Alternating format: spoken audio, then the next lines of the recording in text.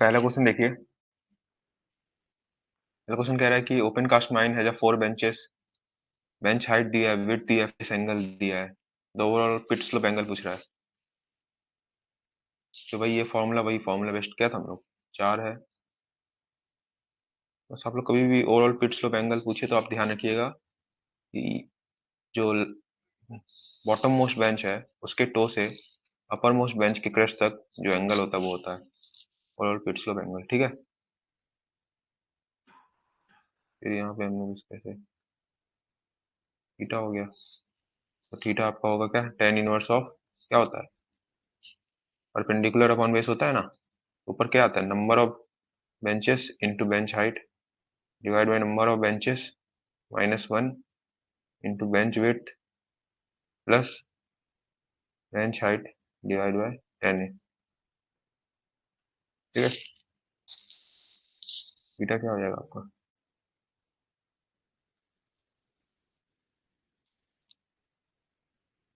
Theta क्या हो जाएगा, tan inverse of number of benches कितने हैं आपके, 4 है यहाँ पे, बेंच हाइट क्वेश्चन में दिया हुआ है 13 divide by number of benches -1 3 into bench width 30 plus bench height 13, यहाँ पे नंबर ऑफ बेंचेस होगा, ये वाला टर्म है ना, ये जो एक्स्ट्रा इसके इसके द्वारा आ रहा है, ये होगा 10a divide by bench height, तो 13 into 4 divide by 10 of 70 degree, ठीक है। तो क्या हो जाएगा आपका, थीटा आपका आ जाएगा, निकालिए, 25.52 डिग्री के आसपास आएगा, ठीक है। इसको डायरेक्ट कैलकुलेटर में आप रख के सॉल्व कर सकते हैं, ठीक है ना।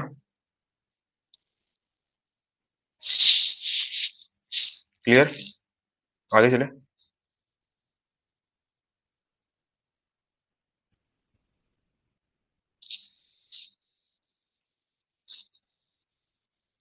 नेक्स्ट क्वेश्चन देखते हैं। देखिए डैम का क्वेश्चन है ये। अंडरग्राउंड माइन में डिफरेंट तरह के गैसेस पाए जाते हैं, क्यों, तो मल्टीपल गैस का मिक्सर या फिर सिंगल गैस को ये हम लोग नॉर्मली कैसे करते हैं, ठीक है।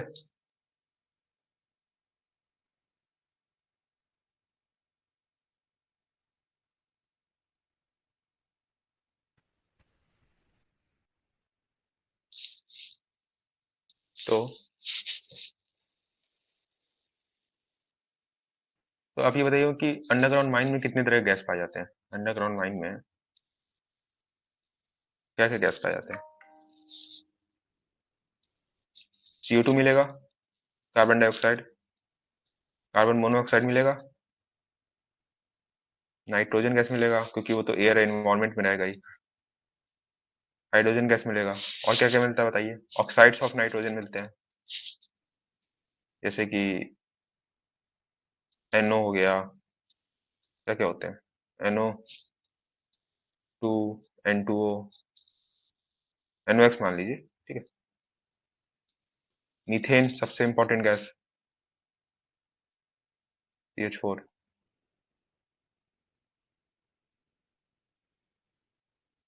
H2S, हाइड्रोजन सल्फाइड, और ऑक्सीजन O2, ठीक है।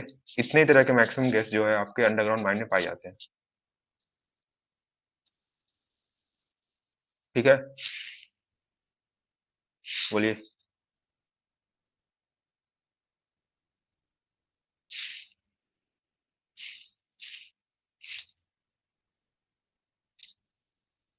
तो अब देखिए इसमें अब मल्टीपल नॉमेनक्लेचर होता है, ठीक है। तो इसमें देखिए क्या क्या होता है, इसमें आपको फायर डैम आपको किसको हम लोग कहते हैं, मीथेन गैस है, इसी को हम लोग फायर डैम कहते हैं। ये क्या, 1 2 3 4 5 6 7 8, 8 है बेसिकली, कुछ मिस तो नहीं हुआ मेरे ख्याल से। Carbon dioxide, carbon monoxide, nitrogen, hydrogen, oxides of nitrate, methane, H2SO2, यही रहते हैं बेसिकली। ठीक है, बता रहा हूँ। फायर डैम्प आपका क्या होता है? फायर डैम्प आपका होता है मीथेन गैस के। ठीक है, mechanical mixture of methane gas. Mixer किसके साथ? ऑक्सीजन के साथ बेसिकली होता है, एयर के साथ। तो ये आपका फायर डैम्प होता है। तो बी का आपका क्या हो जाएगा? 4। ठीक है। वाइट डैम्प, वाइट डैम्प आपको किसको कहते हैं बताइए?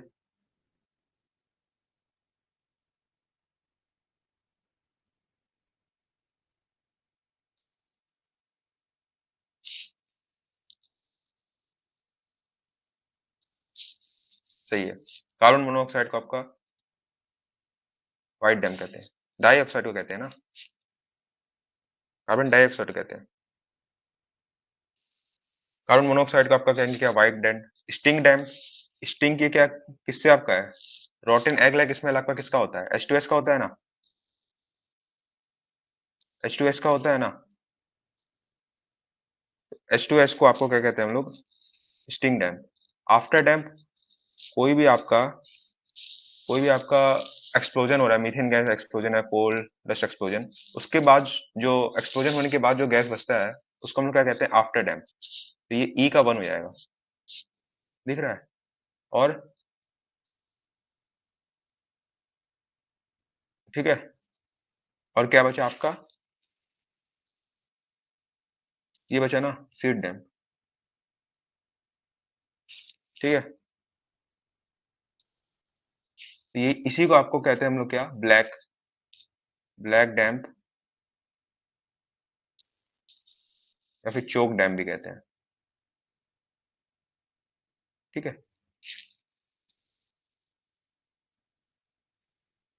ठीक है, समझ में आया? इसमें क्या होता है आपका? आपका जो मिक्सर ऑफ आपका जो एक्सेस N2 और CO2 होता है, उसी को हम लोग क्या कहते हैं? ब्लैक डैम्प और चोक डैम्प। मतलब इसमें ऐसा होता है कि, बता रहा हूँ, समझ में आया ना कितने तरह के डैम्प हुए? एक तो आपका आपका हुआ ब्लैक डैम्प, तो आपका चोक डैम्प भी कहते हैं, और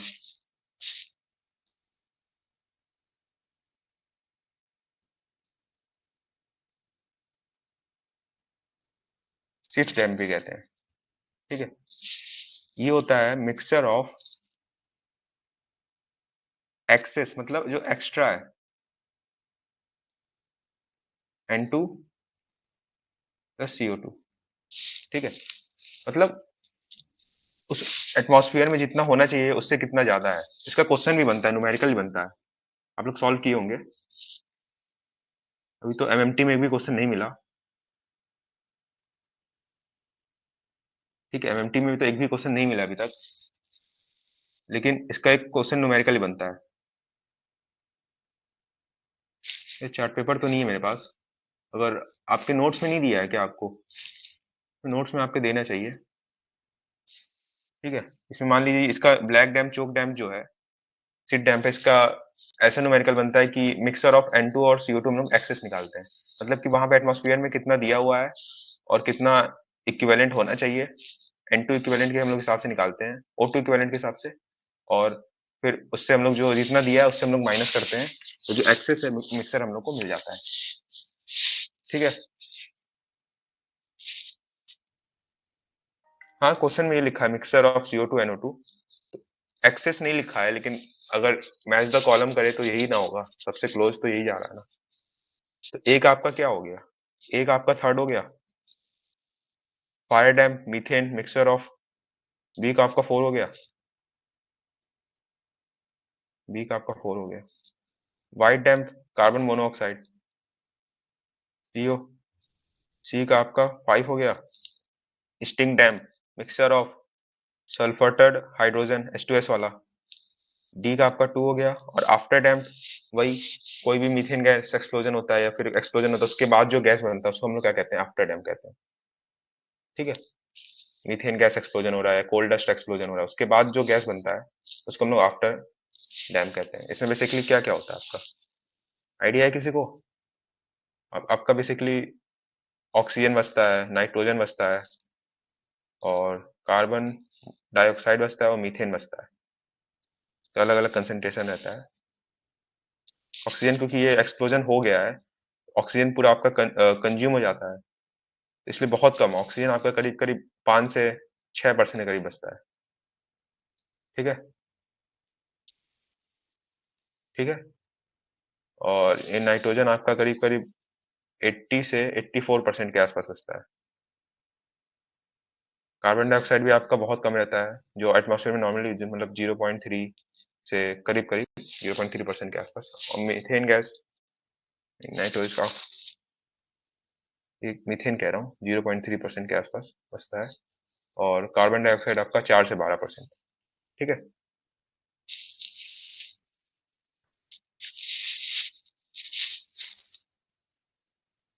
बेसिकली यही मेजर लेते हैं आफ्टर डैम में। ऑक्सीजन, नाइट्रोजन, कार्बन डाइऑक्साइड और मीथेन। अगर गैस एक्सप्लोजन हुआ है, मीथेन गैस एक्सप्लोजन हुआ है, या फिर आपका कोल डस्ट एक्सप्लोजन हुआ है, तो यही 4 रेसिडुअल बेसिकली पाए जाते हैं। ठीक है। कार्बन मोनोऑक्साइड भी बन सकता है, लेकिन बहुत कम चांस रहता है, क्योंकि सफिशिएंट ऑक्सीजन रहता है। तो डिपेंड करेगा आपका, जो भी है। समझ रहे हैं ना बेसिक कॉन्सेप्ट जो है? ठीक है। समझ में आया?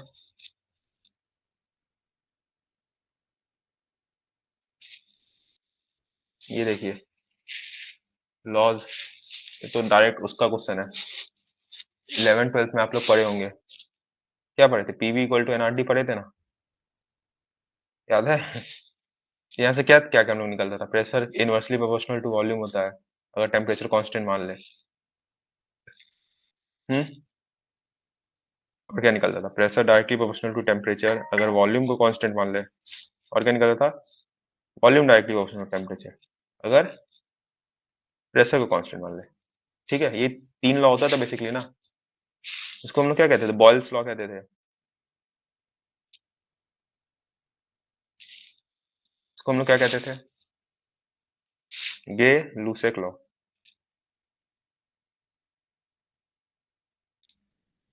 ठीक है। ये हो गया आपका चार्ल्स लॉ। इसमें क्या कह रहा है? क्वेश्चन में कह रहा है कि which gas law states that the volume of a given mass of gas varies inversely as an absolute pressure. मतलब वही V inversely proportional to P। ये क्या रिप्रेजेंट कर रही है ना?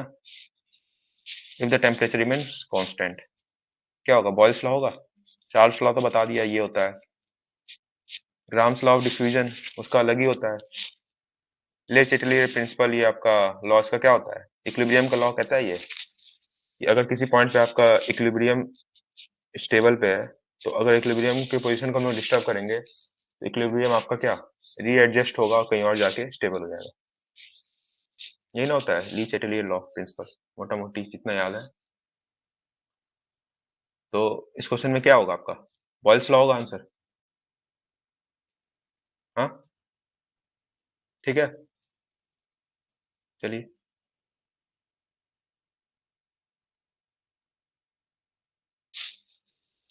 अच्छा, पिछले क्लास में हम उसका आपको बताए थे, जो क्वेश्चन जूम करके जाए। हाँ, इसको क्वेश्चन बताते हैं पहले। आप एक कॉन्सेप्ट पिछले क्लास में बताया था मैं, टेक्योमेट्रिक सर्वेइंग का। उसमें फॉर्मूला में तो डायरेक्ट दिया हुआ था, उसमें थोड़ा और डेप्थ में मेरे को बताना था। क्वेश्चन का वेट कर रहा था। टेक्योमेट्रिक सर्विंग में आपका क्या होता है? देखिए, पहले आप ये समझिए कि एक इंस्ट्रूमेंट है, जो आपको लेवलिंग इंस्ट्रूमेंट आपको दिया हुआ है। ठीक है। तो उससे हम लोग जब सॉफ्ट रहता है, उससे हम लोग 3 इंटरसेप्ट मारते हैं। ऐसे नॉर्मल होता था एक, इसमें हम लोग 3 इंटरसेप्ट मानते हैं। 1 2 3। मान लीजिए S1 है, ये S2 है, ये S3 है। ठीक है ना? यही ना आपको बताए थे। और ये बताए थे ना कि जो S2 से ये जो ग्राउंड पॉइंट बी है, इसका डिस्टेंस को R कहते हैं। हाँ। और ये होता है जो डी हम लोग वर्टिकल डिस्टेंस निकालते हैं, ये हाइट ऑफ इंस्ट्रूमेंट से डिस्टेंस होता है। मान लीजिए इंस्ट्रूमेंट है, इसका हाइट ऑफ इंस्ट्रूमेंट का लाइन ये होगा ना। ठीक है। ये पॉइंट ए है, ये क्या है? H I, height of instrument. इस पॉइंट का आर एल ए होगा, इस पॉइंट का आर एल इस पॉइंट का RL B होगा। ये आपको बताए थे ना। इसमें आपको क्वेश्चन में क्या क्या क्या क्या डेटा दिया रहता है।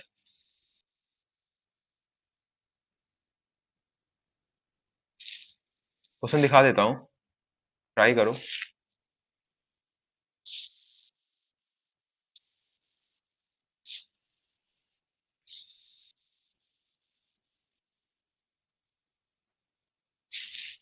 हमको इसमें आपको ये बताना था कि जो आपका फॉर्मूला होता है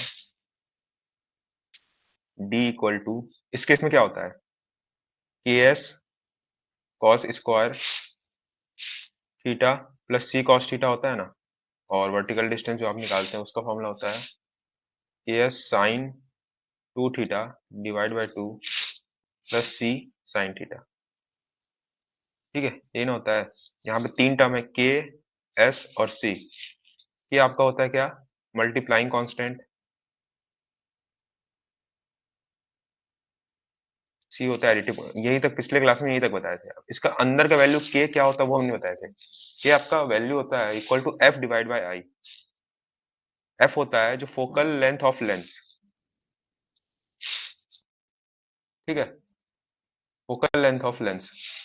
और I होता है length of cross hairs, focal length of lens, जिससे आप लोग जो आपका मतलब टेकोमेट्रिक का जो इंस्ट्रूमेंट है उसमें लेंस लगा हुआ है जिससे हम लोग इंटरसेप्ट कर रहे हैं शाफ्ट को, उसका फोकल लेंथ क्या है, फोकल लेंथ ऑफ लेंस। और ये क्या, आई होता है length of cross hairs. Cross hairs, तीन हेयर्स लगे होते हैं, इससे आप लोग इंटरसेप्ट करते हैं ऐसे करके। लेवलिंग इंस्ट्रूमेंट होता है, मतलब ये जो टेकोमेट्रिक इंस्ट्रूमेंट होता है, तो जो हम लोग ऐसे करते हैं यहाँ पे ऐसे तीन हेयर रहता है। ठीक है, एक होता है अपर, एक होता है मिडिल, एक होता है लोअर। तो लेंथ ऑफ क्रॉस हेयर्स क्या हो जाएगा, अपर माइनस लोअर होगा ना, ये वाला माइनस ये वाला, ये होगा आपका लेंथ ऑफ क्रॉस हेयर्स। ठीक है, ये जो, तो ये जो के है मल्टीप्लाइंग कांस्टेंट होता है वो होता है F divide by I. F होता है फोकल लेंथ ऑफ लेंस। ये सब इंस्ट्रूमेंट का ही आपका वो है, इंस्ट्रूमेंट का कांस्टेंट है ना, तो ये सब इंस्ट्रूमेंट के ऊपर डिपेंड करेगा। एफ क्या, फोकल लेंथ, जो लेंथ ऑफ लेंस जो इंस्ट्रूमेंट उस पे। और आई है लेंथ ऑफ क्रॉस हेयर्स, ये अलग चीज है। ये आप लोग देखिएगा, आई जो लेंथ ऑफ क्रॉस हेयर्स है वो अलग चीज है, और सॉफ्ट इंटरसेप्ट वो अलग चीज है। ठीक है, और जो के है ये मैक्सिमम केस में हम लोग का 100 होता है, सही कह रहे हो। मैक्सिमम केस में 100 लेके चलते हैं, लेकिन क्वेश्चन में दो दिया देख लेंगे। ठीक है, एस जो होता है ये साफ्ट इंटरसेप्ट होता है। या तीन जो इंटरसेप्ट है ना, इस क्वेश्चन में क्या दिया है, तीन इंटरसेप्ट का वैल्यू ये तीन दिया है। क्या क्या दिया है, S1 दिया है 2.892, ये दिया है 2.232, और ये दिया है 1.926, ये दिया है। साफ्ट इंटरसेप्ट S होता है, ये क्या होता है, S3 माइनस S1 हो जाएगा साफ्ट इंटरसेप्ट। ठीक है, ये होता है आपका साफ्ट इंटरसेप्ट। तो ये क्या हो जाएगा, 2.892, ये ना है 2.892 माइनस आपका 1.926, ये कितना आएगा, सॉल्व करिए इसको, तो सॉल्व करिए। 2.892 माइनस 1.926, ये आ रहा है 0.966 मीटर। ठीक है, और सी होता है आपका एडिटिव कांस्टेंट, जो होता है एफ प्लस डी। एफ तो वही फोकल लेंथ ऑफ लेंस, और डी होता है आपका डिस्टेंस बिटवीन, डी होता है स्मॉल डी, होता है डिस्टेंस बिटवीन, ये डिस्टेंस होता है कि मिडिल ऑफ द इंस्ट्रूमेंट से जो डिस्टेंस है आपका साफ्ट साफ्ट इंटरसेप्ट का, साफ्ट यहाँ तक है, ये होता है डी। ठीक है, अब यही जो है, ये क्वेश्चन जो दिया है ना, क्वेश्चन में आपका क्या दिया है, कि क्वेश्चन में दिया है कि आपका लेंस जो है एनालिटिक लेंस है। तो ये एनालिटिक लेंस में जो सी का वैल्यू है वो जीरो हो जाता है, ये आपको याद होना चाहिए। एनालिटिक लेंस अगर कहीं भी दिया है तो एफ प्लस डी का वैल्यू ये अपने आप क्या हो जाएगा, जीरो हो जाएगा। ठीक है, तो किस में हम लोग क्या, इस केस में हम लोग कॉन्वेक्स लेंस यूज करते हैं। तो ये एफ प्लस डी का वैल्यू अपने आप जीरो हो जाएगा, तो सी का वैल्यू अपने आप जीरो हो जाएगा।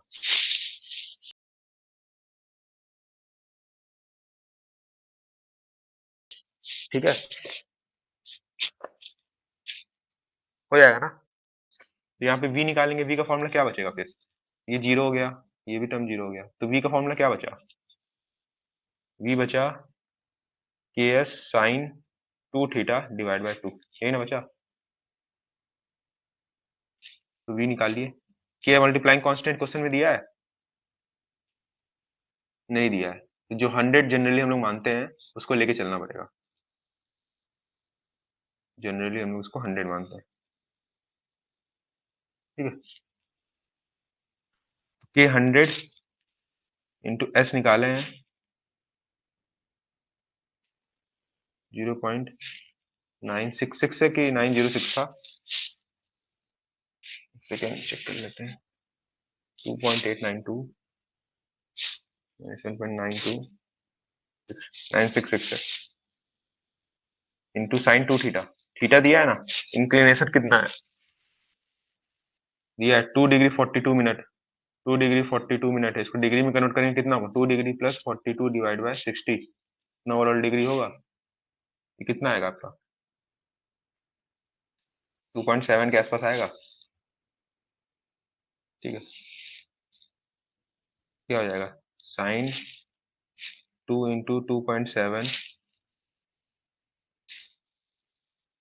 डिवाइड बाय 2, इसको सॉल्व करिए आएगा,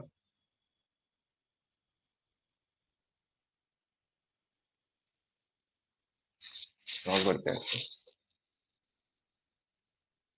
4.5168, 4.5168 यही ना आएगा, 100 इंटू साइन 2 इंटू 0.7,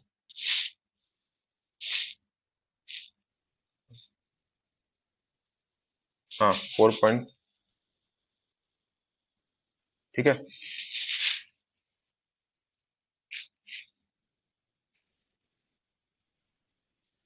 ये हो गया,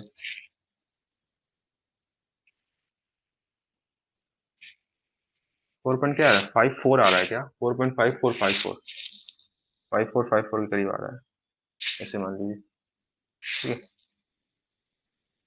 ये आ गया क्या, v वर्टिकल डिस्टेंस आ गया 5454, अब देखिए ये आर एल, ए पॉइंट का आर एल दिया हुआ है, बी पॉइंट का आर एल निकालना है, तो आर एल ऑफ बी क्या हो जाएगा, आर एल ऑफ ए में हम लोग क्या ऐड करेंगे, पहले हाइट ऑफ इंस्ट्रूमेंट ऐड करेंगे प्लस एच आई, ये इस पॉइंट का आर एल पता चल गया, डी प्लस डी करेंगे, डी कह रहे हैं, ये वी कहते हैं इसको हम लोग, वर्टिकल हाइट वी होता है, ठीक है, प्लस वी और ये माइनस आर, यही ना होगा फॉर्मूला,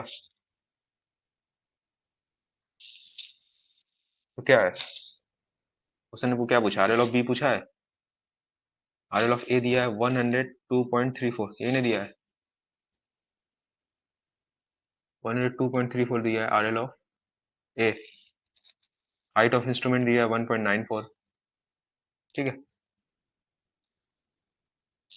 प्लस 1.94 प्लस v कितना है 4.5454 माइनस आर, आर क्या है, जो मिडल वाला शाफ्ट इंटरसेप्ट का वैल्यू है, उसका डिस्टेंस बी पॉइंट से, कितना हो जाएगा 2.232,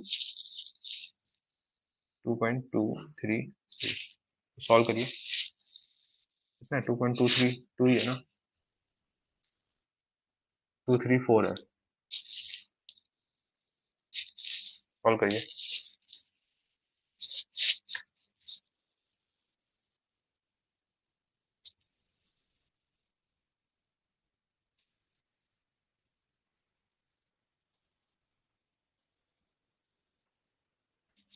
कितना है 102.34 प्लस 1.94 प्लस 4.5454 माइनस 2.234, कितना रहे 106.5914, ये ना आ रहा है, कौन सा ऑप्शन है, ऑप्शन ए करेक्ट हो गया, ठीक है, समझ में आया कॉन्सेप्ट इसका, बताइए।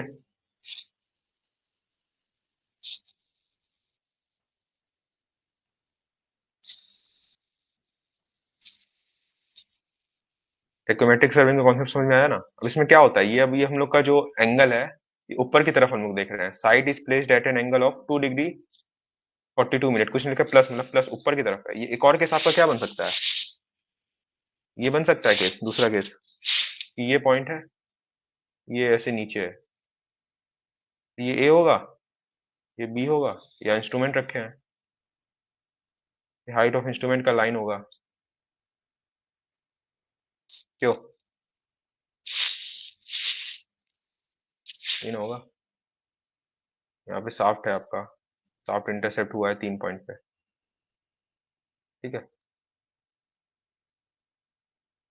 ये आपका क्या है, वी, और ये आपका होगा आर, ये आपका होगा एच आई।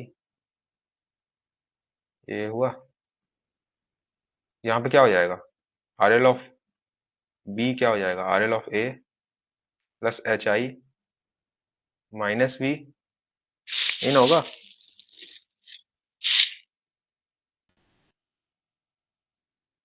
बताइए।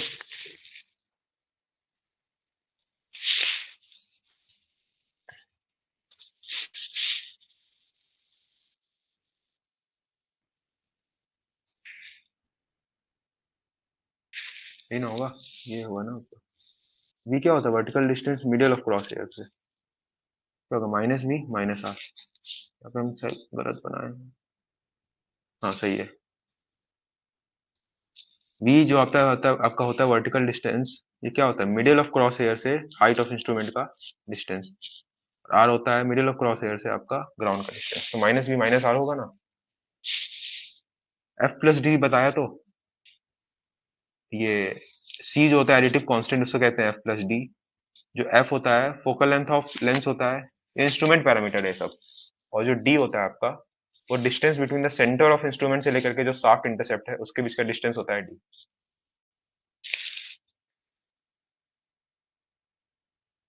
ठीक है। फॉर्मूला ये रहेगा, बस थीटा की जगह आप लोग नेगेटिव थीटा पुट करिएगा। पॉजिटिव थीटा पुट करते थे इस केस में, जो जब हम लोग नीचे देख रहे हैं तो थीटा नेगेटिव हो जाएगा। बाकी ये वाला फॉर्मूला एक चेंज हो जाएगा, R L of B equal to R L of A plus height of instrument minus V minus are.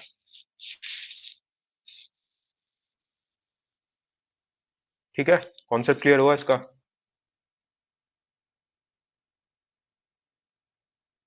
चले।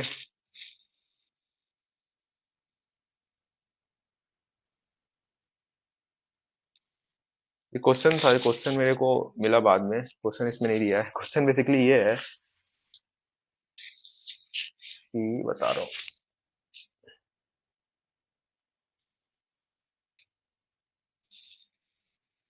ये 30,000 रुपया है अभी,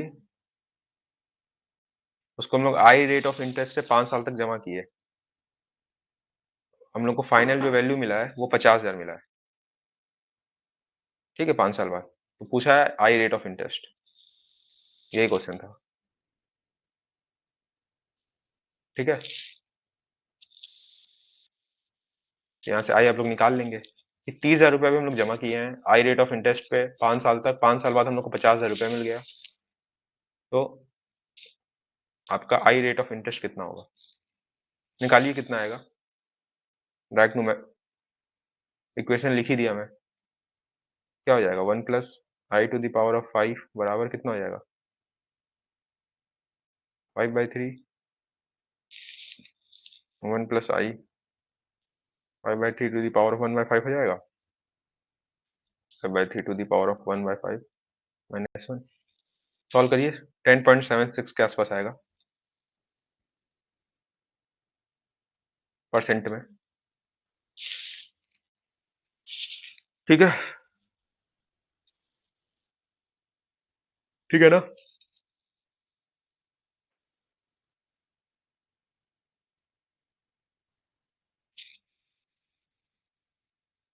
ये देखिए कह रहा है कि which wave range of wavelength is use for the detection of methane by methanometer based on spectrometry.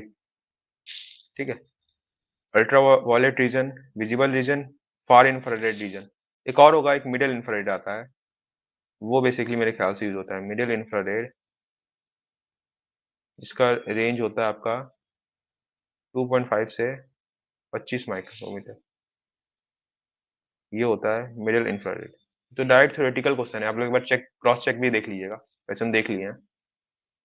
ये तो थ्योरेटिकल क्वेश्चन है डायरेक्ट, ठीक है। ठीक है ना, तो इसका आंसर होगा आपका मिडिल इंफ्रारेड, जिसका रेंज होता है 2.5 माइक्रोमीटर से 25 माइक्रोमीटर तक, ठीक है।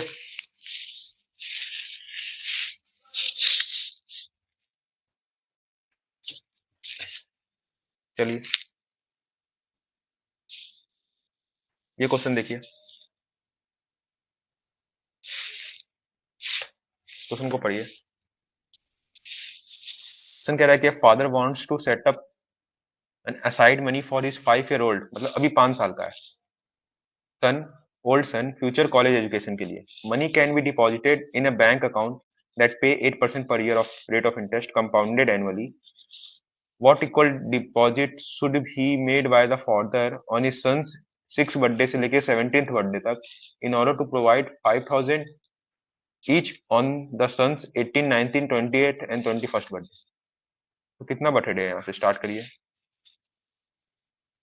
जन्मा, फिर फर्स्ट बर्थडे पड़ा, second, third, fourth, fifth, sixth, seventh, eighth, ninth, 10th, 11th, 12th, करते करते 17 आया, 18, 19, 20 और 21। ये कह रहा है कि जब वो 5 साल का हो गया, ये नहीं कह रहा है, और इस फाइव अभी 5 साल का है, तो 6th से लेकर के 17 तक कितना रुपया वो एनईटी ए जमा करे, 6 से स्टार्ट करेगा, ठीक है। कि वो आपका ये हर साल 5-5 हजार रुपया, 5-5 हजार ना, अपने सन को दे पाए। हम लोग इसमें क्या कर सकते हैं,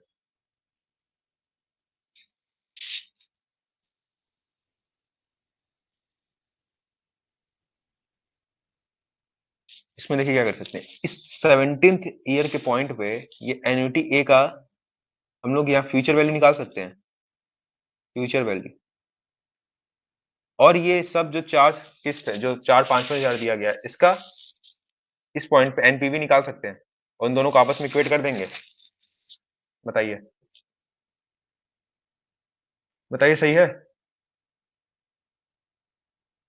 6, 7, 8, 9, 10th, 11th, 12th से लेके 17 तक का 17th पॉइंट पे आपका क्या निकल जाएगा, ठीक है। तो ये कैसे निकलेगा, क्वेश्चन में दिया है कि फादर, उसकी बेटी 5 साल की है, वो 6वें साल से 17वें साल के बर्थडे तक उसका किस्त जमा कर रहा है कुछ ए रुपया, एन्युटी ए। कह रहा है कि अब 17 तक जमा किया, और फिर वो चाह रहा है कि उसको कितना जमा करे ए, कि वो 18 से, जब वो 18 साल की हो जाए तो उसको 5,000 रुपया दे, गिफ्ट मतलब जो भी है एजुकेशन के लिए 5,000 रुपया दे, 18वें, 19वें, 20वें और 21वें बर्थडे पे। ये ना कह रहा है। तो हम लोग को क्या करना है, इसको और इसको एक कोई भी प्रेजेंट टाइम पे वैल्यू पे इक्वेट करना है। इसको क्या कर सकते हैं, एक एक पूरा इसको यहाँ पे जीरो पे वैल्यू ला के इक्वेट कर सकते हैं, इसको पूरा जीरो पे लाके कर सकते हैं, 1 पे कर सकते हैं, 2 पे। लेकिन सबसे इजी आपका क्या पड़ेगा, सबसे इजी आपका क्या पड़ेगा कि ये जो इसका फ्यूचर वैल्यू है, मान लीजिए, अब ये जो देखिए यहाँ से ये 6 स्टार्ट हुआ, इसको हम लोग 1 लिख सकते हैं ना, 1, 2, ऐसे नया टर्मिनोलॉजी दे देंगे, 3, 4, ये हो गया 5, ये 6 हो गया 7, यहाँ पे कितना पॉइंट हो रहा है, 12 हो रहा है, ये 13, ये 14, ये 15, ये 16, यहाँ पे हम लोग जीरो मान लेते हैं। ये ना नया टर्मिनोलॉजी देंगे तो यही होगा ना, 1 डैश 2 डैश जो भी कहिए आप, ये ना होगा। तो इसमें हम लोग क्या करते थे, फ्यूचर फ्यूचर वैल्यू निकालना है ना, इस पॉइंट पे। तो इसका कैसे फॉर्मूला क्या बनता था एन्युटी का, अगर इस पॉइंट पे इतने किस्त का एनपीवी निकालना है, यहाँ पे जीरो पे, तो कैसे निकलता था, A into 1 plus I to the power of n-1 divide by 1 plus I to the power of n into I होता था। ये नहीं होता था एनपीवी, नेट प्रेजेंट वैल्यू, और ये NPV into 1 plus I to the power of n कर देंगे तो फ्यूचर वैल्यू आ जाता था, A into 1 plus I to the power of n-1 divide by I. यही ना होगा आपका फ्यूचर वैल्यू, इस पॉइंट पे फ्यूचर वैल्यू। और इसका एनपीवी निकालने जाएंगे तो क्या आएगा, 5000 into 1 plus I to the power of N, क्या है 4 है, -1 divide by 1 plus I to the power of 4 into I. कर रहा हूँ, रिपीट कर रहा हूँ। इसको हम यहां तक समझ में आया? समझ में कहां तक आया? क्वेश्चन समझ में आया कि नहीं, पहले बताइए। क्वेश्चन कह रहा है कि 5 साल की, नहीं आया समझ में। क्वेश्चन कह रहा है कि 5 साल की डॉटर है और वो चाह रहा है कि वो अपनी बेटी को 18वें, 19वें और 20वें बर्थडे पे 5,000 रुपया दे। वो कह रहा है कि जब वो 6वें साल की हुई, उस साल से वो स्टार्ट कर रहा है कुछ पैसा जमा करना, जब तक वो 17वें साल तक हो गई है। तो मान लेते हैं ए अमाउंट वो जमा कर रहा है, और फिर वो 17वें साल तक जमा किया, फिर वो 18वें साल से वो निकाल निकाल के पैसा देने लगा। ये निकालने लगा, ये जमा नहीं कर रहा है, ये उतना पैसा निकालने लगा। और ये पैसा क्या हो रहा है, जमा हो रहा है। दोनों अलग है, ठीक है। तो इसमें ये कह रहा है कि कितना रुपया जमा करेगा। तो हम लोग को क्या करना है, ऐसे क्वेश्चन में, कोई भी क्वेश्चन होता है इसमें हम लोग क्या करते हैं, किसी भी एक टाइम पे हम लोग दोनों इक्वेशन को इक्वेट कराते हैं ना, जितना निकाल रहे हैं उतना और जितना जमा कर रहे हैं। अब इसमें हम लोग कहीं भी इक्वेट करा सकते थे, जीरो थे यहाँ पे भी करा सकते थे, 1 2 3 4 कहीं भी करा सकते थे। लेकिन सबसे इजी आपका कहाँ पड़ेगा, इस पॉइंट पे पड़ेगा, क्योंकि इस पॉइंट पे इतनी वैल्यू का आपका फ्यूचर वैल्यू, इस सम का आपका प्रेजेंट वैल्यू, यही ना होगा। तो इस सब को आप कैसे लिख सकते हैं, अगर आपको इजी वे में समझाने के लिए हम क्या लिख सकते हैं इसको, 1 2 3 4 5 6 7 से लेकर के 12 13 14 15 16। ये आपको याद है ना, 1 से 12 साल तक है, जमा कर रहे हैं ए अमाउंट। तो इसका फॉर्मूला होता था ना, A into 1 plus I to the power of N minus 1 divide 1 plus I to the power N into I. ये किस पे, यहाँ पे प्रेजेंट एनपीवी आता था, एनपीवी यहाँ पे आता था। और जब इसी एनपीवी में 1 plus I to the power of N multiply करते थे, ये हुआ ना, वन एनपीवी में ये उधर जाता था 1 plus I to the power of N, तो ये फ्यूचर वैल्यू का फॉर्मूला बनता था। फ्यूचर वैल्यू का फॉर्मूला मतलब इस पॉइंट पे 12वें साल पे इन सब वैल्यू का मतलब इन सब रुपए का वैल्यू कितना होगा, सम करके।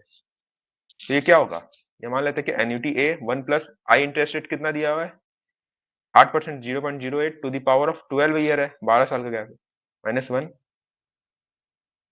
Divide by 0.08। ये आपका हो गया फ्यूचर वैल्यू,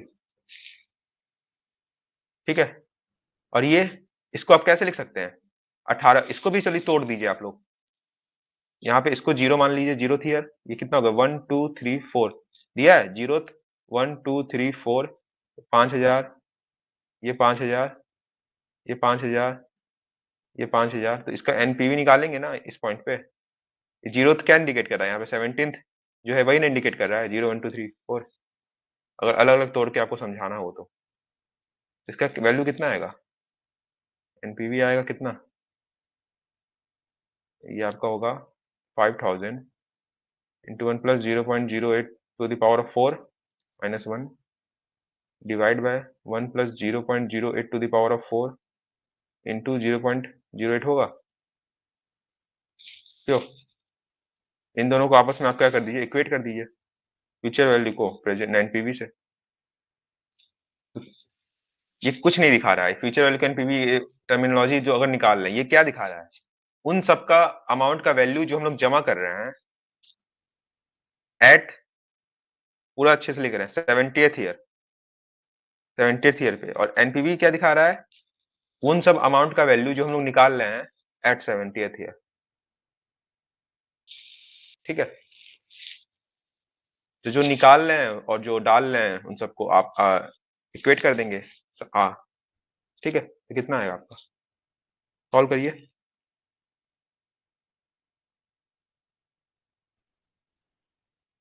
ये आपका आ जाएगा 16,560.8, ये होगा एन्युटी ए इंटू 18.977, ये आ जाएगा 16,560.8 डिवाइड बाई 18.977, ठीक है।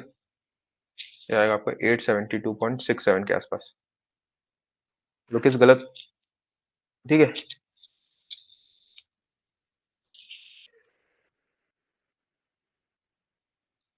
समझ में आया, बताइए भाई। रजनीश अब समझ में आया, सुनील।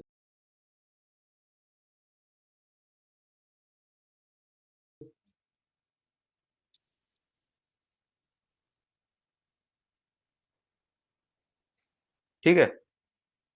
इस तरह क्वेश्चन जब भी आता है तो आपको जितना पैसा आप निकाल रहे हैं और जितना पैसा आप जमा कर रहे हैं, उन दोनों को आपस में इक्वेट करना होता है, किसी भी एक टाइम पे करना होता है। ठीक है। जैसे हम लोग मान लीजिए अभी 5,000 रुपये हम लोग जमा 5,000 रुपये हमको अभी चाहिए। ठीक है, मतलब ऐसे कर दिए कि मतलब एक साल बाद हम लोग इतना रुपए क्या कहते हैं, हम लोग को प्रॉफिट हो रहा है, फिर दूसरे साल इतना हो रहा है प्रॉफिट, तीसरे साल इतना हो रहा है, तो उसका हम लोग क्या करते थे, एनपीवी निकालते थे ना अभी के समय। और नेट प्रेजेंट वैल्यू इसका ज्यादा था तो वो मेथड वो हम लोग लेते थे ना, उसमें हम लोग क्या करते थे अभी के टाइम पे उस सब अमाउंट का वैल्यू कितना है, और उससे उसको अभी से हम लोग कंपेयर करते थे।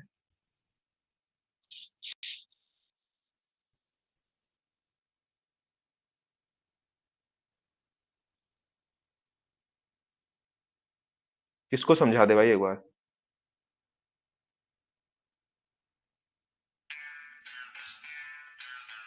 एक सेकंड।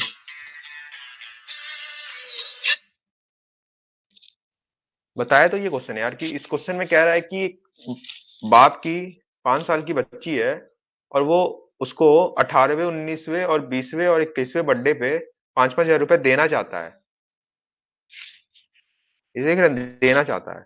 तो कह रहा है कि वो छठवें बर्थडे से लेकर के 17वें बर्थडे तक कितना पैसा जमा करे कि वो इतना दे पाए। तो इस पॉइंट पे हम लोग इन सब अमाउंट का वैल्यू निकाल दिया गया, और इसी पॉइंट पे 17वें पे ही जो 5,000 रुपया है इसका वैल्यू निकाल दिया गया, उस आपस में इक्वेट कर दिया गया। सुनील क्या कह रहे हो, समझ में नहीं आ रहा है।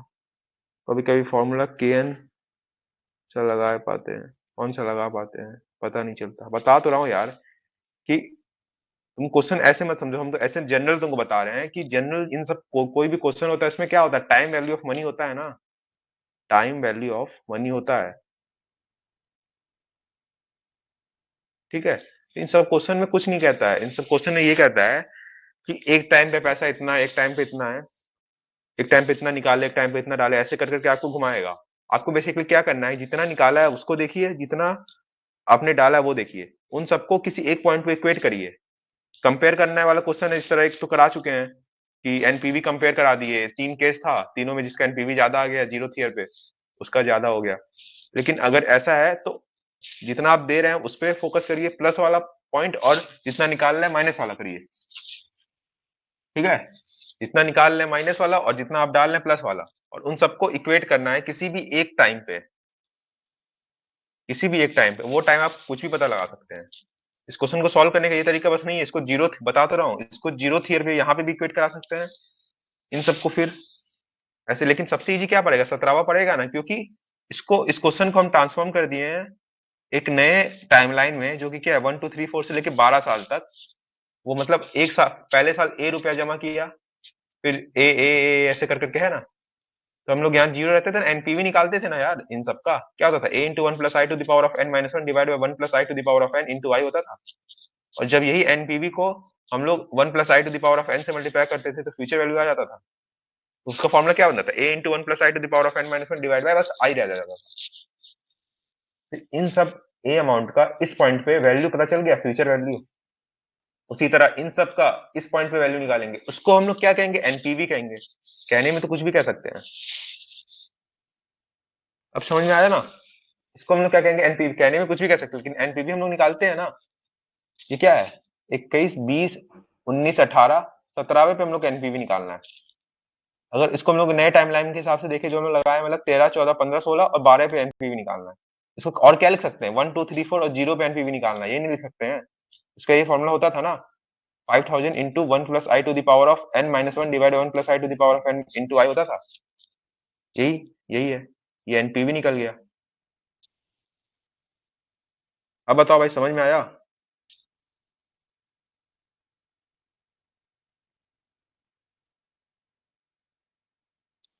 भाई मैं अटकाउट का नहीं हूँ यार, तुमको पहले बताओ समझ में आया कि नहीं।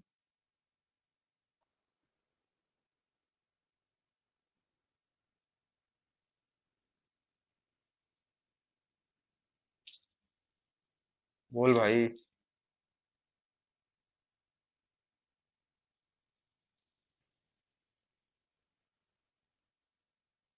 फॉर्मूला में कोई इशू नहीं है, नहीं फॉर्मूला में कोई इशू नहीं है।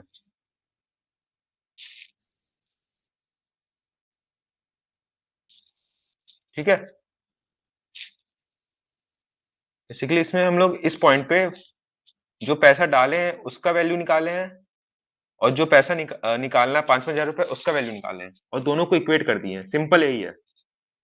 अब वो निकालने का तरीका है, ये तो फॉर्मूला बन रहा है ना। चलिए फॉर्मूला हटाइए आप लोग। ओके, फॉर्मूला हटाइए। ये आप ए है, इसका इस पॉइंट पे बस वैल्यू क्या होगा, ए इंटू 1 + i⁻12 होगा। 1 है 12th ईयर पे, ऐसे ऐड करते जाएंगे। प्लस ए इंटू 1 + i⁻, क्या होगा 11, प्लस ए इंटू 1 + i⁻10। ऐसे करते करते करते लास्ट वाला जो ए है ए ही रह जाएगा। लास्ट क्या रहेगा, ए इंटू 1 + i⁻1 प्लस ए। जीपी बन रहा है, सॉल्व करिए, सेम इक्वेशन आएगा, ए into 1 + i⁻n-1 divide by I, यही सेम आएगा। अब तो इससे तो समझ में आ रहा है ना आप लोग को, प्रेजेंट वैल्यू कैसे, प्रेजेंट वैल्यू निकल रहा है।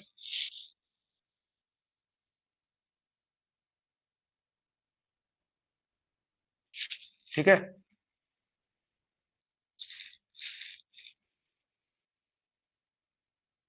इससे तो समझ में आया ना। इसका इस पॉइंट पे वैल्यू, इसका इस पॉइंट पे वैल्यू, सबका निकाल के ऐड कर दिए, सेम फॉर्मूला आएगा।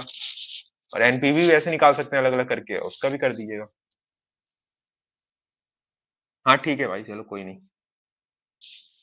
भाई, हम लोग भी अटकते हैं भाई, अटकेंगे सीखेंगे। ठीक है, समझ में आया ना ये क्वेश्चन भाई, बताओ सब लोग एक बार, लास्ट बार, आगे बढ़ते हैं फिर।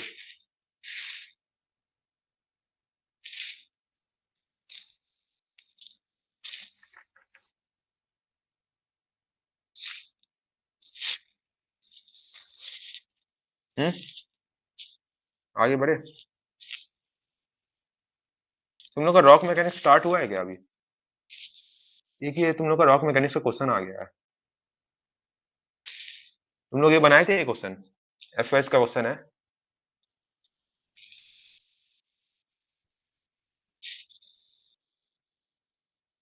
स्टार्ट हुआ नहीं है तो फिर क्वेश्चन कराने का कोई सेंस नहीं मेरे को लग रहा है। एफएस, लेकिन एक बार तब भी ऊपर ऊपर आप लोग देख लीजिए क्या होता है। एफएस होता है resisting force divide by driving force. Resisting force मतलब जो रोक रहा है, ड्राइविंग फोर्स मतलब जो कह रहा है कि नीचे जाओ। तो जब रेजिस्टिंग फोर्स ड्राइविंग फोर्स से ज्यादा होगा तो एफएस 1 से ज्यादा होगा। ठीक है, इसका रेजिस्टिंग फोर्स का फॉर्मूला होता है सी, जो कोहेजन जो आपसे क्वेश्चन में पूछ रहा है, cohesive strength into L into X, sorry R, divide by weight W into X. C को फैक्टर ऑफ सेफ्टी आपका क्वेश्चन में दिया है 0.9, सी कोहेजन पूछ रहा है। एल क्या होता है आपका, जो ये लेंथ ऑफ आर्क, ये कितना आर्क है उसका लेंथ क्या है। ठीक है, लेंथ ऑफ आर्क, ये तो लेंथ ऑफ आर्क आपका कितना आ जाएगा, लेंथ ऑफ आर्क कितना आ जाएगा, आर्क लेंथ जो है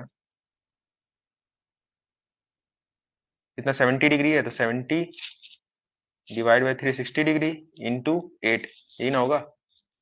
70 divide by 360, 360 into 8 into R कितना है, रेडियस आर आपका दिया हुआ है क्वेश्चन में 8, into 8 divide by W, W होता है वेट, जैसे क्वेश्चन में दिया हुआ आपका 400 किलो न्यूटन का ये है, यूनिट विड्थ का वेट। यूनिट विड्थ समझ रहे हैं, मतलब इस साइड जब आप जाएंगे थिकनेस की तरफ तो 1 विड्थ लिया गया है। ऊपर भी हम लोग 1 से मल्टीप्लाई करते हैं यूनिट विड्थ के हिसाब से, तो नीचे भी 1 से रहता है, यूनिट विड्थ का ही रहता है। तो कितना होगा, 400 होगा, 400 kilo Newton into x, x होता है जो सेंटर ऑफ मास जो इसका है उसका डिस्टेंस, 4 मीटर। सॉल्व करिए, सी आपका आ जाएगा 18.42 किलो न्यूटन पर मीटर स्क्वायर। ठीक है,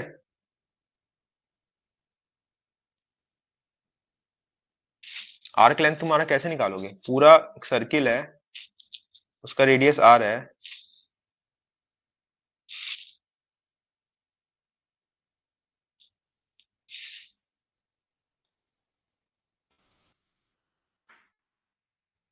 कैसे निकालोगे? पूरे सर्किल का क्या हो जाएगा? 2 पाई आर होता है। या फिर आर्क लेंथ क्या होता है फॉर्मूला? अगर थीटा थीटा के हिसाब से आर्क लेंथ का फॉर्मूला क्या होता है? आर थीटा होता है कि नहीं?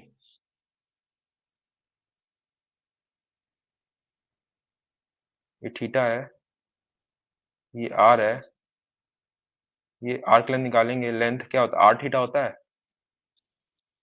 ये ना होता है लेंथ एल, आर्क लेंथ क्या होगा? R theta.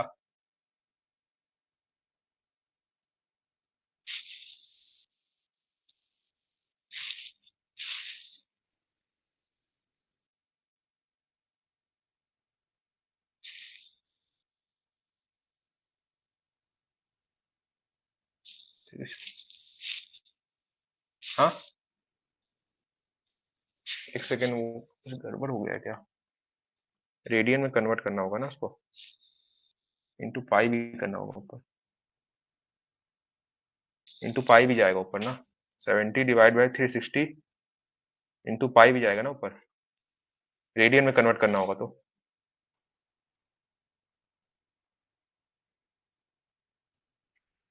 इंटू पाई भी होगा ना ऊपर। रुको, एक सेकेंड, वही रेडियन में कन्वर्ट किए हैं। एल क्या होता है? आर थीटा होता है ना, आर्क लेंथ। तो आर 8 इंटू थीटा कितना है? 70 डिग्री। डिग्री को रेडियन में कन्वर्ट करेंगे, डिवाइड बाय 360 इंटू 2 पाई। ठीक है,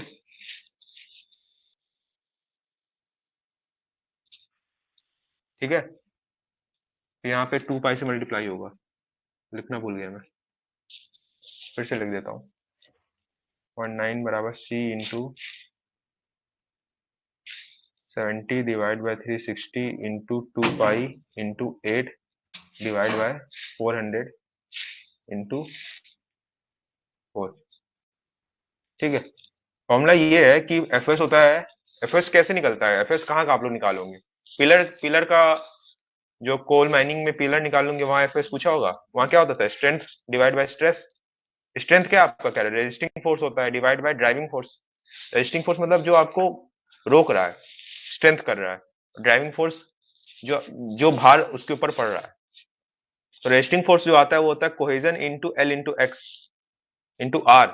सी होता है कोहेजन, एल होता है आर्क लेंथ और आर होता है रेडियस।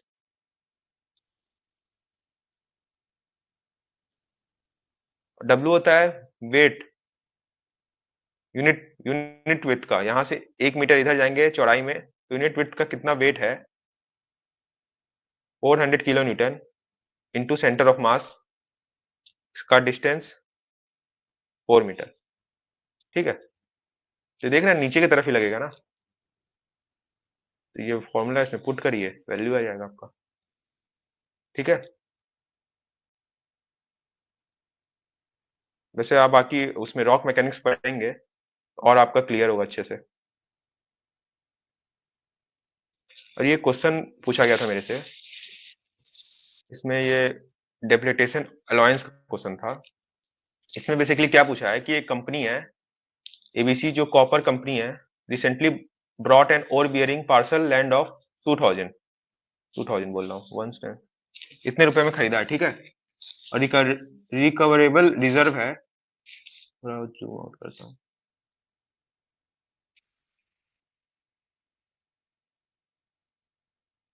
फॉर्मूला क्लियर नहीं है मतलब?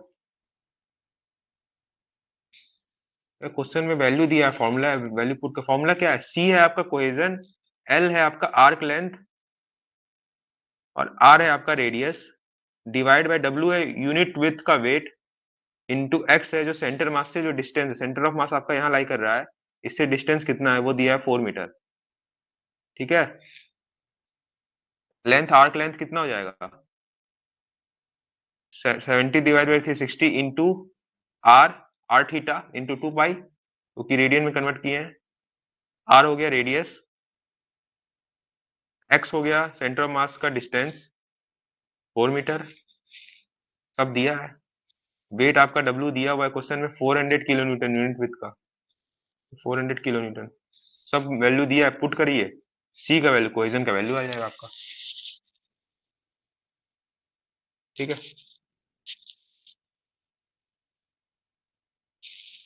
ये देखिए, कह रहा है कि एबीसी कॉपर कंपनी है, वो रिसेंटली बॉट किया है an ore bearing parcel of land for rupees इतना।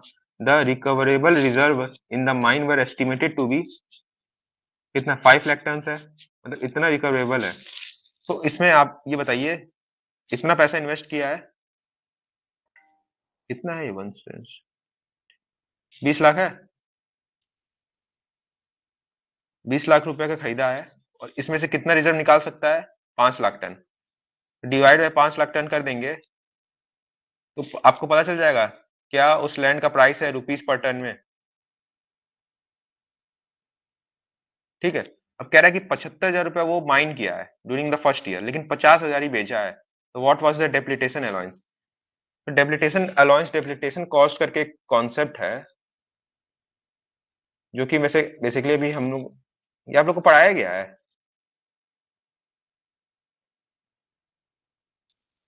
ये कौन पूछा था मेरे से, सुनील उन्नील कोई पूछा था मेरे से। ठीक है। ये कॉन्सेप्ट है, ये कहता है, अरे जो पूछा था वो है कि नहीं क्लास में।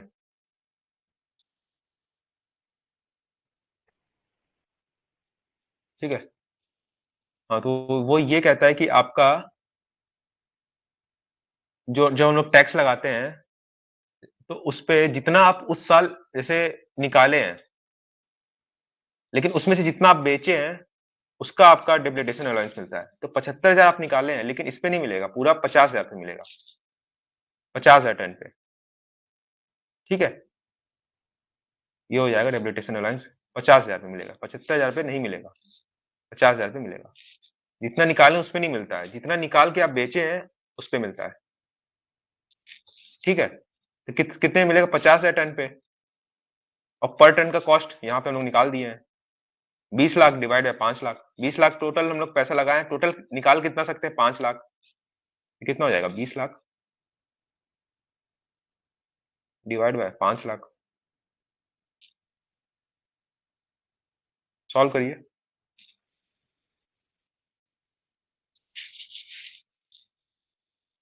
3 2 5, 3 2 5,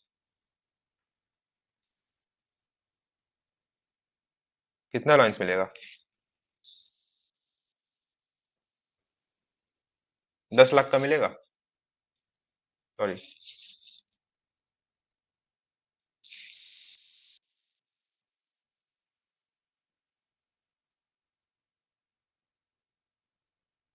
10 लाख का मिलेगा। ठीक है।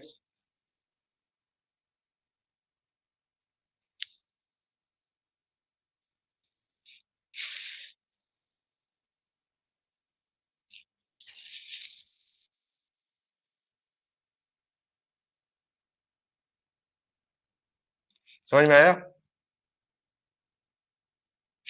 डिप्रिसिएशन अलाउंस या डिप्रिसिएशन कॉस्ट करके कॉन्सेप्ट है, वो ये कहता है कि जैसे यहाँ पे कितना है, 20 लाख है ना ये, 20 लाख रुपए का एक जमीन खरीदे हम लोग। ठीक है। और उसमें ये भी कहता है कि आप उसमें वो अमाउंट ऐड कर दीजिए, मान लीजिए उसमें कुछ आप लोग इन्वेस्ट किए हैं या फिर कुछ बनाया होना है, माइनस वो वैल्यू कर दीजिए, जो मतलब अगर उस जमीन को आप बेच रहे हैं तो कितना पैसा मिल रहा है, सैलवेज वैल्यू। लेकिन यहाँ पे तो ऐसा कुछ दिया नहीं है क्वेश्चन में कि कुछ इसमें बनवाए हैं तो वो मैं वैल्यू ऐड करे, या फिर कुछ जो लास्ट में जमीन जब खत्म हो गया, जब उसको बेच रहे हैं, तो सैलवेज वैल्यू कुछ दिया नहीं है, तो वो दोनों तो जीरो मान के चलेंगे। अगर दिया होता तो वो ऐड करते और सैलवेज वैल्यू माइनस करते। ठीक है, तो वो वैल्यू होता।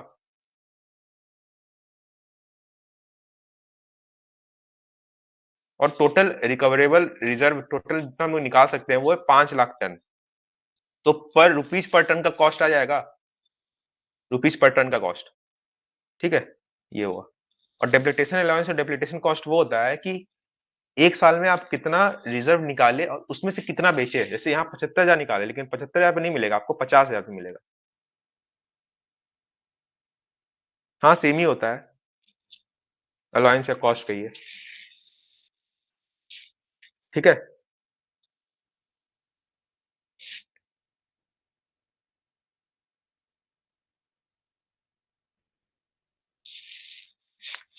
कितना आएगा आपका?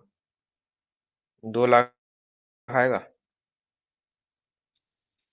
तो 2 लाख का आपका डेप्रिसिएशन अलाउंस मिला है, ठीक है, फॉर 1 ईयर। वही है ईयर में। ठीक है भाई, जो क्वेश्चन पूछा था क्लियर हुआ उसको?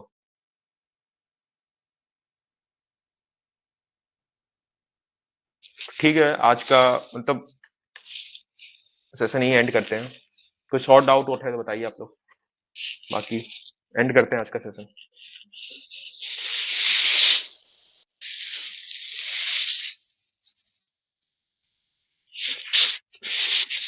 ठीक है,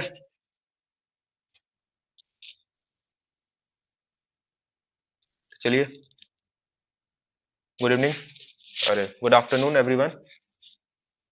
क्लास एंड करते हैं अपना यहीं पे, ठीक है।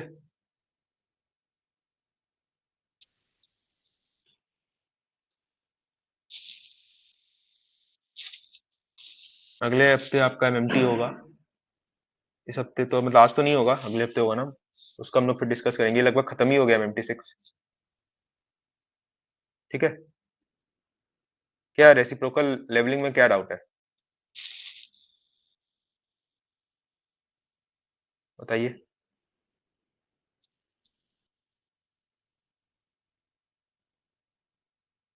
ये क्या है भाई, 206 265 का यूज?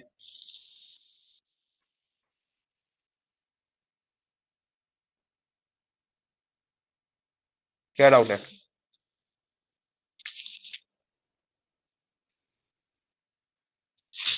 फॉर्मूला मैं उस दिन एक्सप्लेन तो किया था रेसिप्रोकल लेवलिंग का। तो बेसिकली क्या करते हैं हम लोग, लाइए एक बार फिर से बता देता हूँ। फॉर्मूला कौन सा मैं जो बाद में रटवाया था? ये पॉइंट ए है, ये पॉइंट बी है। एक बार साफ्ट यहाँ लगा के ए के करीब लगा के हम लोग इंटरसेप्ट लिए, 2 वैल्यू आया, ठीक है।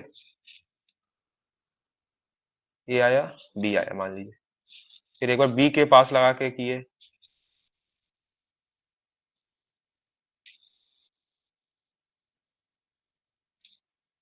2 वैल्यू आया। अरे यहाँ लगाया ना बी के पास, 2 आया इंटरसेप्ट। मान लीजिए ए डैश है, ये बी डैश है। तो क्या बताया था मैं, R L of A minus R L of B क्या बताया था? R L of A minus B है, तो बी का पूरा जो दोनों इंटरसेप्ट है उसको ऐड कर दीजिए, B plus B dash minus A plus A dash, A का दोनों इंटरसेप्ट डिवाइड बाय 2। यही तो बताया था रटने वाला फॉर्मूला, कि आपको वो जानना है कि कैसे डिराइव किया गया है। अगर ए माइनस बी कर रहे हैं तो इधर बी माइनस ए हो जाएगा, बस इतना याद रखिएगा, ठीक है।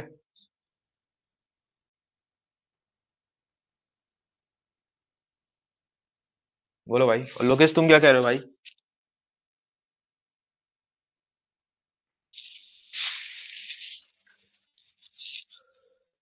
बोलिए बोलिए।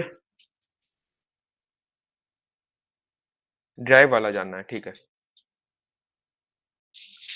चलिए डिराइव वाला जानते हैं। ये क्या आर एल क्या है, यहाँ पे ए है, यहाँ पे क्या आर एल बी है। ये ए बी पे लेके चलते हैं, ठीक है।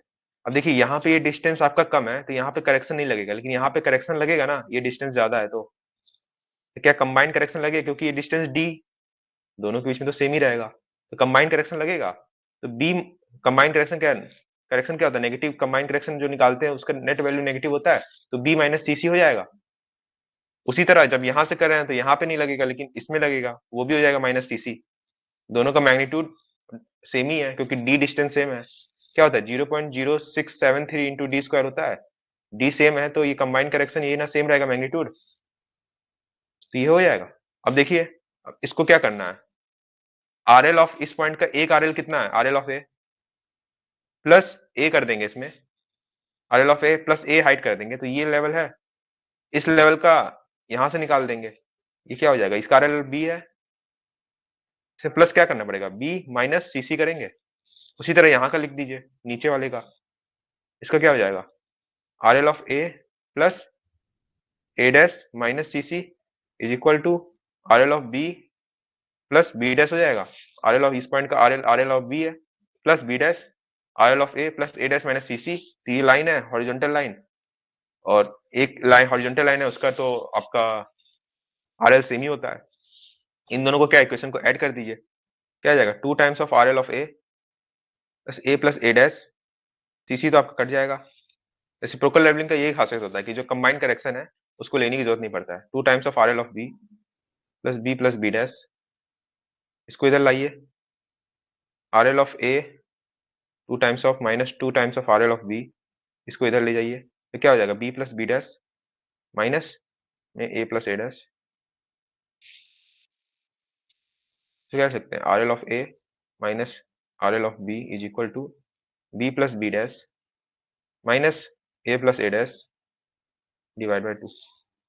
देखिए सेम फॉर्मूला है। बोलिए भाई।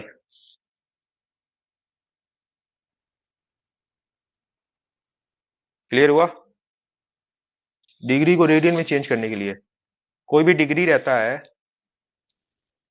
70 डिग्री है तो 70 को आप 360 से डिवाइड कर दीजिए इंटू 2 पाई कर दीजिए, ये हो गया आपका रेडियन में चेंज।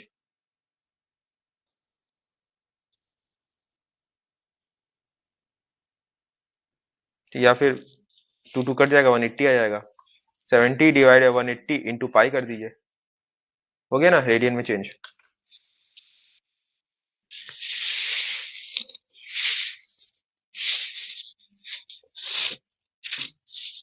कोई भी एंगल थीटा है उसको डिवाइड कर दीजिए 180 से और उसको मल्टीप्लाई कर दीजिए पाई से, ठीक है?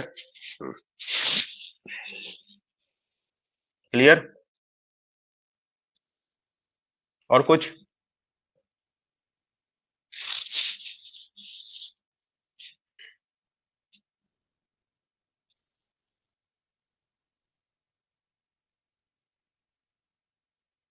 फिर ठीक है, आज का लेक्चर कंप्लीट खत्म करते हैं हम लोग। कोई और डाउट वगैरह तो नहीं है?